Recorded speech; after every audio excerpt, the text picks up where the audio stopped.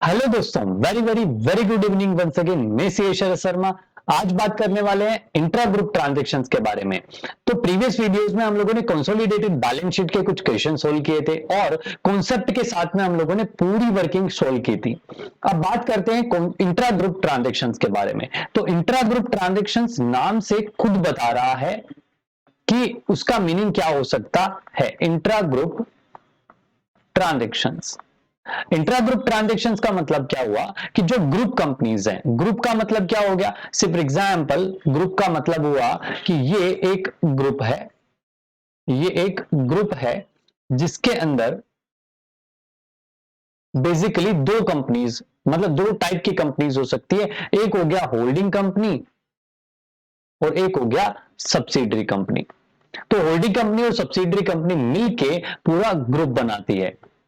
तो intra group transaction मतलब क्या हुआ कि ग्रुप के अंदर ही जो ट्रांजैक्शंस हो रहे हैं, मतलब होल्डिंग कंपनी और सब्सिडरी कंपनी के बीच में जो भी ट्रांजैक्शंस होंगे उनको अपने क्या बोलते हैं, इंट्रा ग्रुप ट्रांजैक्शन। से फॉर एग्जांपल, होल्डिंग कंपनी ने गुड्स सेल किए हैं सब्सिडरी कंपनी को, सब्सिडरी कंपनी ने गुड्स सेल किए हैं होल्डिंग कंपनी को, कोई एसेट्स सेल की है वो हो सकता है। अगर होल्डिंग कंपनी ने कुछ पेमेंट किया है सब्सिडरी कंपनी को, से फॉर एग्जाम्पल कोई एक्सपेंसेस हैं, एडमिनिस्ट्रेटिव एक्सपेंस हो गया, कंसल्टिंग फीस हो गई, ये सारी चीजों के लिए हो सकता है कि सब्सिडरी कंपनी ने होल्डिंग कंपनी को कुछ कंसल्टिंग वगैरह के लिए चार्जेस का पेमेंट किया हो। तो ये जो भी ट्रांजेक्शन होंगे जो होल्डिंग कंपनी और सब्सिडरी कंपनी के बीच में हो रहे हैं उनको अपने क्या बोलेंगे, इंट्रा ग्रुप ट्रांजेक्शन। उनको अपने क्या बोलेंगे, इंट्रा ग्रुप ट्रांजेक्शन। अब यहां पे इसका एडजस्टमेंट क्या करते हैं, इंट्रा ग्रुप ट्रांजेक्शन जो भी होंगे उनको हमको एलिमिनेट करना है। क्यों एलिमिनेट करना है, क्योंकि हम जब कंसोलिडेटेड फाइनेंशियल स्टेटमेंट्स बनाएंगे, आइदर हम प्रॉफिट एंड लॉस बना रहे हो, statement of profit and loss बना रहे हो, या फिर हम बैलेंस शीट बना रहे हो, तो इन दोनों ही केसेस में अपने को क्या करना रहेगा कि जो इंट्रा ग्रुप ट्रांजेक्शन है उनको एलिमिनेट करना रहेगा। तो एलिमिनेशंस के लिए हमको थोड़ी सी वर्किंग शो करनी पड़ेगी, हमको थोड़ा सा कॉन्सेप्ट के साथ में सीखना पड़ेगा कि किस तरीके से हम एलिमिनेट करेंगे। तो समझिएगा इसको, जैसे कि एक होल्डिंग कंपनी है और एक सब्सिडरी कंपनी है, एच लिमिटेड और एस लिमिटेड। एच लिमिटेड ने कुछ गुड्स सेल किए हैं, किसको, एस लिमिटेड को। अब एस लिमिटेड क्या करेगी, या तो उन गुड्स को आगे सेल कर देगी, मतलब आउट ऑफ द ग्रुप चला गया गुड्स, एक number situation. Situation number two कि वो गुड्स अभी तक सेल नहीं हुए, कहां पे हैं, इसके पास में पड़े हैं, स्टॉक की फॉर्म में है, इन्वेंट्री की फॉर्म में है। मतलब एच लिमिटेड ने जो गुड सेल किए थे वो एस लिमिटेड के पास में स्टॉक की फॉर्म में है, ठीक है, या इन्वेंट्री की फॉर्म में है। तो यहां पे प्रॉब्लम क्या आ रही है कि अगर जो सेल किया है एच लिमिटेड ने वो एक अलग कंपनी है, एस लिमिटेड एक अलग कंपनी है दोनों ग्रुप के अंदर, तो जो सेल किया होगा वो एच लिमिटेड की जो कॉस्ट होगी गुड्स की, उसमें कुछ प्रॉफिट ऐड करके सेल किया होगा, ठीक है। अब AS2 क्या बोलता है कि जो भी स्टॉक होता है उसको अपने वैल्यू किस पे करते हैं, कॉस्ट और net realisable value whichever is lower, whichever is lower. तो दोनों में से जो कम होगा उस पर रिकॉर्ड करेंगे। यहां पे एस लिमिटेड ने किस वैल्यू पे रिकॉर्ड करके रखा होगा, जो उसकी परचेज कॉस्ट होगी। परचेज कॉस्ट मतलब क्या हो गया, जो एच लिमिटेड ने एस लिमिटेड को गुड सेल किए थे तो एस लिमिटेड के लिए परचेज कॉस्ट क्या होगी, इसको एक फिगर्स के साथ में समझते हैं। सिर्फ एग्जांपल, एच लिमिटेड के पास में कुछ गुड्स हैं जिसकी कॉस्टिंग 100 रुपीज है, उसने प्रॉफिट अर्न किया 20 रुपीज, तो सेल वैल्यू हो जाएगी 120 रुपीज, करेक्ट है, सेल वैल्यू हो जाएगी 120। तो एस लिमिटेड के लिए परचेज कॉस्ट क्या होगी, परचेज कॉस्ट क्या होगी 120, करेक्ट है। अब एस लिमिटेड अपने स्टॉक को अपनी कॉस्ट पे रिकॉर्ड करेगी, अपनी कॉस्ट पे, अपनी कॉस्ट मतलब क्या होगा, 120 पे इसने स्टॉक को दिखा के रखा होगा।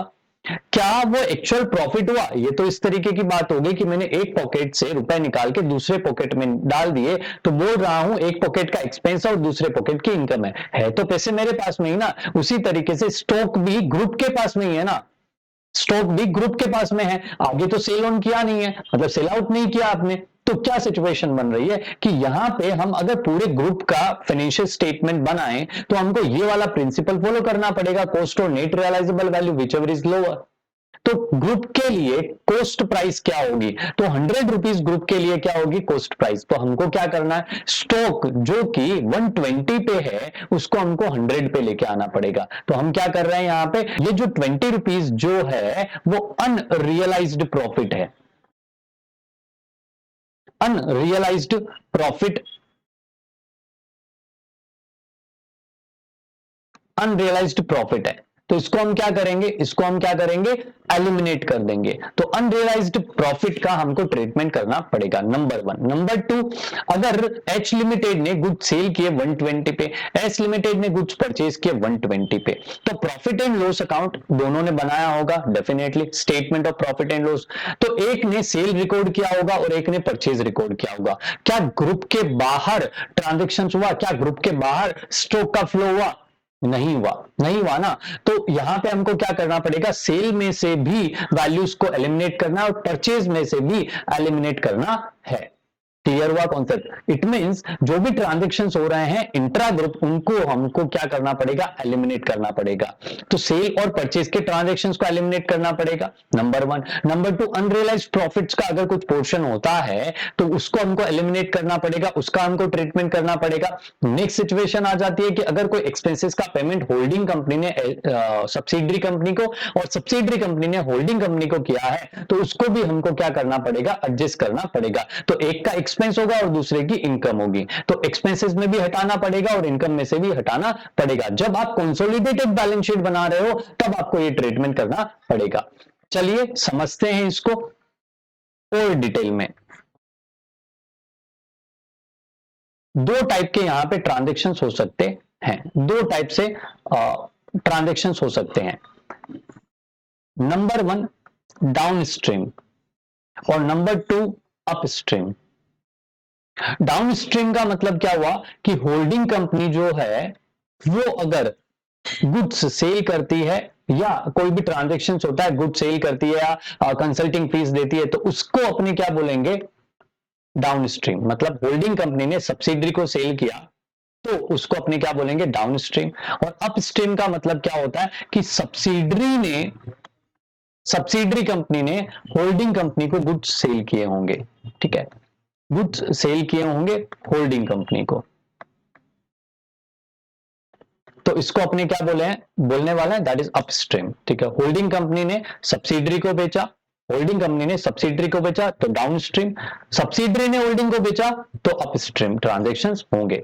अब समझिएगा इसको, अगर होल्डिंग कंपनी ने कुछ 100 रुपीज के गुड्स को 20% प्रॉफिट अर्न करके 120 में सेल किया, किसको, सब्सिडरी कंपनी को, तो प्रॉफिट किसने कमाया, प्रॉफिट किसने कमाया। अगर मैं स्टैंड अलोन स्टेटमेंट देखूंगा तो प्रॉफिट किसने कमाया होगा, सर प्रॉफिट होल्डिंग कंपनी ने कमाया होगा। तो होल्डिंग कंपनी के प्रॉफिट एंड लॉस में ये प्रॉफिट नजर आ रहा होगा, उसके फाइनेंशियल स्टेटमेंट्स में ये प्रॉफिट नजर आ रहा होगा। तो क्या ये प्रॉफिट में माइनॉरिटीज इंटरेस्ट का शेयर है, तो सर नहीं है। क्यों, क्योंकि माइनॉरिटीज इंटरेस्ट का जो शेयर होगा वो आपका सब्सिडरी कंपनी का जो प्रॉफिट होता है उसमें होगा।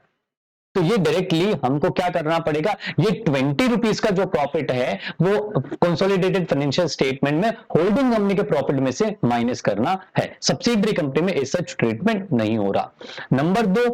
नंबर दो कि सब्सिडरी कंपनी ने अगर होल्डिंग कंपनी को गुड सेल किए होंगे तो 100 रुपीज का कॉस्टिंग था और 20 रुपीज का प्रॉफिट था और 120 पे सेल किया। तो अब ये जो 20 रुपीज है ये प्रॉफिट किसने कमाया होगा, ये प्रॉफिट किसने कमाया होगा, सब्सिडरी कंपनी ने। तो ये सब्सिडरी कंपनी में जो भी प्रॉफिट होता है उसके दो शेयर होंगे, एक होल्डिंग कंपनी का और एक माइनॉरिटीज इंटरेस्ट का।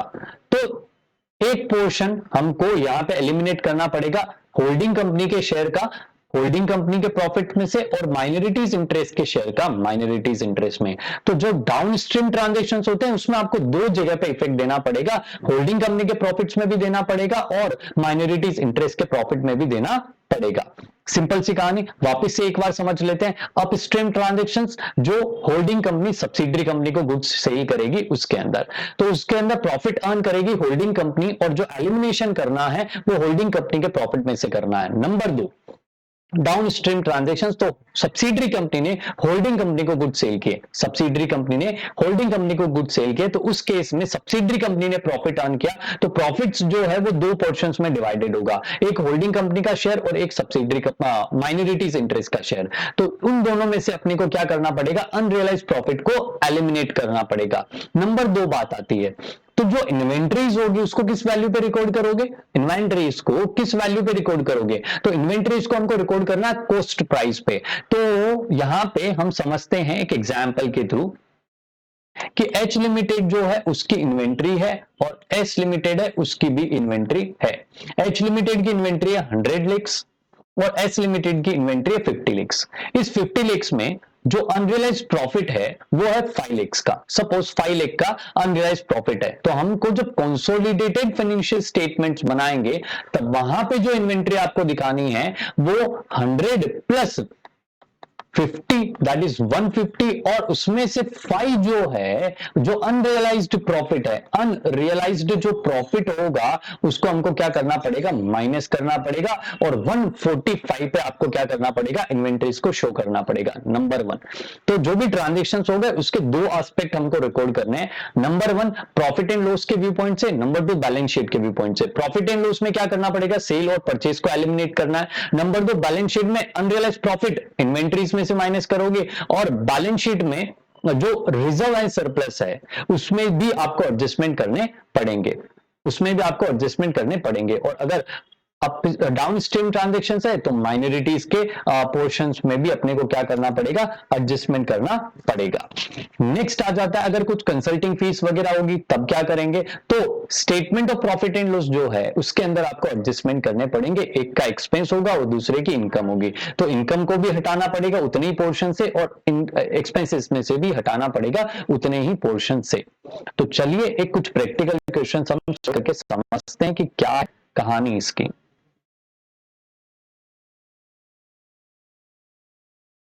चलिए क्वेश्चन नंबर 1, यहां पे बोला ए लिमिटेड होल्ड्स 80%, ए लिमिटेड होल्ड कर रही है मतलब ए लिमिटेड क्या हो गई, होल्डिंग कंपनी हो गई, ए लिमिटेड क्या हो गई, होल्डिंग कंपनी होगी, 80% उसका शेयर है।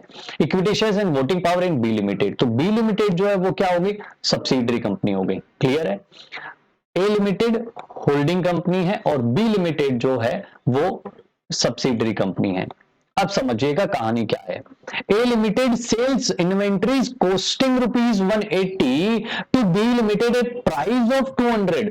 ए लिमिटेड ने गुड सेल किए हैं किसको, ए लिमिटेड ने गुड सेल किए हैं किसको, बी लिमिटेड को। तो ये जो है वो ट्रांजेक्शन कौन सा हुआ, अप स्ट्रीम है कि डाउन स्ट्रीम है, तो इसको अपने क्या बोलेंगे, ये ट्रांजेक्शन हो गया डाउन स्ट्रीम,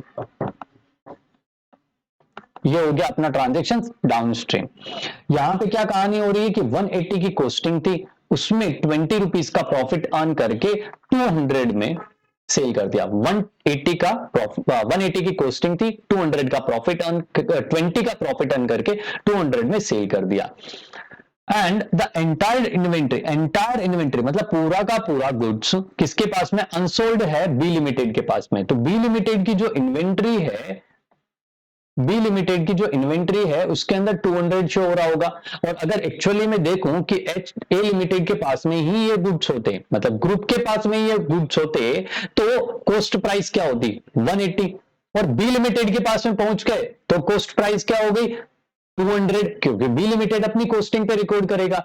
तो ग्रुप को अगर मैं एक सिंगल एंटिटी समझूं तो यहां पे 180 रुपीज की कॉस्टिंग थी जिसको हम 200 की कॉस्टिंग समझ रहे हैं। तो ये जो डिफरेंस है ना, ये 20 रुपीज का डिफरेंस आपका क्या हो गया, अनरियलाइज्ड प्रॉफिट हो गया। क्या हो गया, ये अनरियलाइज्ड प्रॉफिट हो गया। ये अभी तक हमने कमाया नहीं है, ये सिर्फ इंटरनल ट्रांजेक्शंस, ग्रुप ट्रांजेक्शंस की वजह से ये प्रॉफिट शो हो रहा है।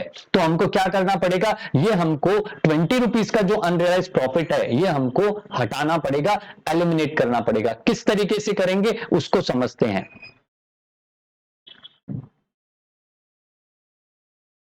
देखिए इसके दो इफेक्ट होंगे, number 1 effect and number 2 effect. एक होगा आपका statement of profit and loss में और एक होगा बैलेंस शीट में।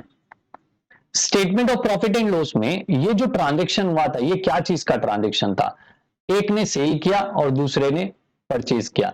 तो statement of profit and loss में सेल्स में से भी आपको 200 माइनस करना है और परचेज में से भी आपको 200 माइनस करना है, नंबर 1।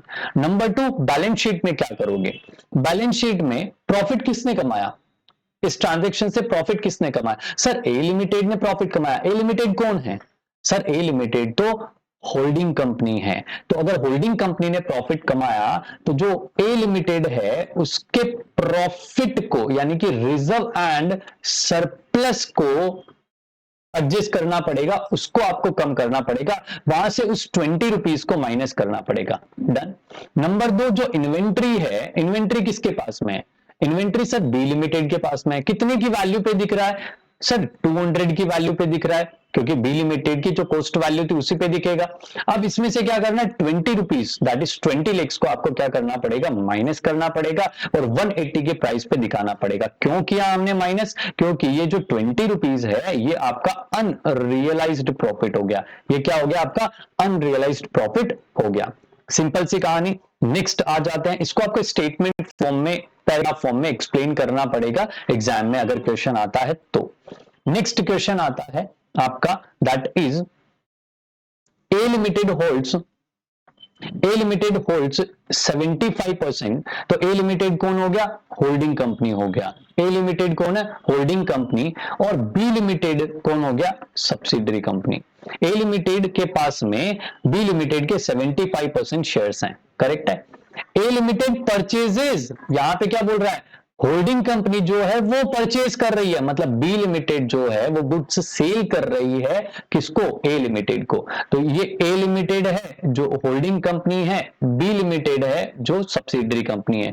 बी लिमिटेड ने गुड्स सेल किए हैं, बी लिमिटेड ने गुड्स सेल किए हैं, किसको सेल किए हैं, किसको सेल किए हैं, ए लिमिटेड को। तो ये जो ट्रांजेक्शन हो गया ये हो गया अपस्ट्रीम ट्रांजेक्शन। तो प्रॉफिट किसने अर्न किया होगा, प्रॉफिट किसने बुक किया होगा, प्रॉफिट किया होगा बी लिमिटेड ने। तो profit of B limited that is subsidiary company के प्रॉफिट में दो हिस्सेदारी होती है, एक होगी ए लिमिटेड की और दूसरी होगी माइनॉरिटी इंटरेस्ट की। तो जो प्रॉफिट आप अनरियलाइज्ड प्रॉफिट का जो ट्रीटमेंट कर रहे हो वो दोनों जगह पे आपको करना पड़ेगा। नेक्स्ट आ जाता है आपका क्वेश्चन में क्या बोला है कि 150 के गुड्स को 200 की प्राइस पे सेल कर दिया। तो कॉस्टिंग कितनी थी, 150 थी, प्रॉफिट बुक किया 50 रुपीज का और सेल कर दिया 200 पे। सेम चीज है, सेम चीज है, समझिएगा इसको भी। चलिए